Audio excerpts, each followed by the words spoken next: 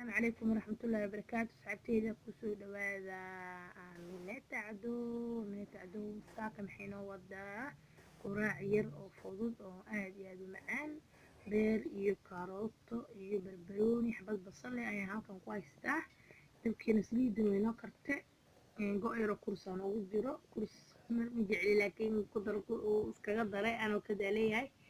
fahanteen. marka waxaan ku cuni lahaa iyo aan ku cuni lahayn insha Allah waa in la socodsiin doonaa in tus doonaa saacadii ila wadaaga quraacdayda saake kusoo dhawaada kariya ila cunaa ila kariya ila arka saacadeyda qaaligeyga halkaas ay jeedin insha Allah dadka soo saaray hadda saacadeyda saaka hadda waxaan ku daray cusbaan ku daray ayuu cusbaan ku daray saacadeyda qaaliga maanta laguma daraayo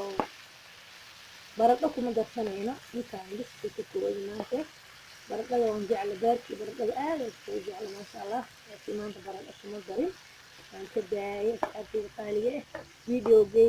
videoga maanta say ma dheero waa halayriso iska daawan waayo wax walba iska diyaarsan yihiin waxaan ku cunaa way diyaarsan yihiin insha Allah yariska aan la wadaagayaa saake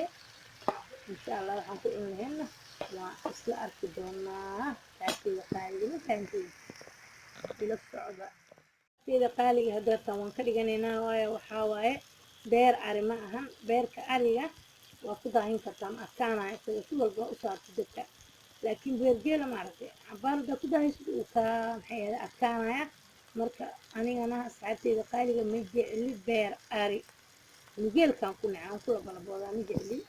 marka beer geel ayaan ka jeclahay saacadeyda qaaliga hadda waan ka dibsanayna insha Allah inala socdo asxaabteyda qaaliga aan aad u jeclahay wakaas beerkeeni xabadkii mooska xabad liin laba basbaas chapati aan ku cuni lahayn wakaas asxaabteyda qaaliga koobkii shaaha dheeraay wakaas asxaabteyda dhinacaad soo fadhiistay kaaliya ila cuna kaaliya ila cuna masha Allah tabarakallah maho si soo baxday xabo chapati iyo alaaba beerka dhag isku sii koobkii shaaha dhag isku sii aka maqanbo hadal aan ku daalin asxaabteyda qaaliga subscribe like share comment hanagala baqeelina السلام عليكم ورحمة الله وبركاته.